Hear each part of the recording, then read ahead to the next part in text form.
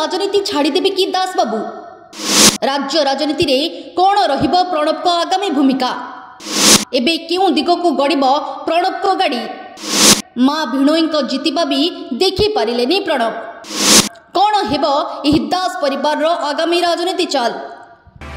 एथर साधारण निर्वाचन रे नवीन पट्टनायक और भिके पांड्यान परे राज्य में सबुठु चर्चित चेहरा थिले सांगठनिक संपादक प्रणव प्रकाश दास।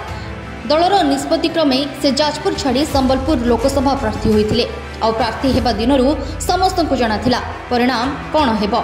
सेठी निकटतम प्रतिद्वंदी धर्मेंद्र प्रधान को ठारू लक्षाधिक भोट व्यवधान रे परास्त होइथिले प्रणव। तेबे निजर राजनीतिक क्यारियर को बंचाइबाकू जाई निज मां को कोरेरु छिड़ा करथिले हे सेठू मध्य तांको निराश हेबाकू पड़िला। एहा परठू प्रणव ओरफ बॉबी आगामी राजनीतिक भूमिका को नहीं सस्पेंस लगी रही।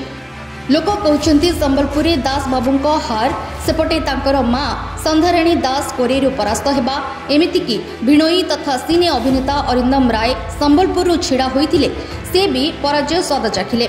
एते सबु परे दास परिवार एबे करिबो कोन? राज्य राजनीति रे दबदबा रखुथिबा प्रणव को परिवार विभिन्न आसनरू हारिबा परे एबे एही राजनेतांको राजनीति भविष्यत को नहीं सारा जिल्ला रे चर्चा हेउछि। किंतु स्थिति आगो केउ मुहा हेउछि ताहा देखिबाको बाकी रहिला। Bureau report आरबीटीवी।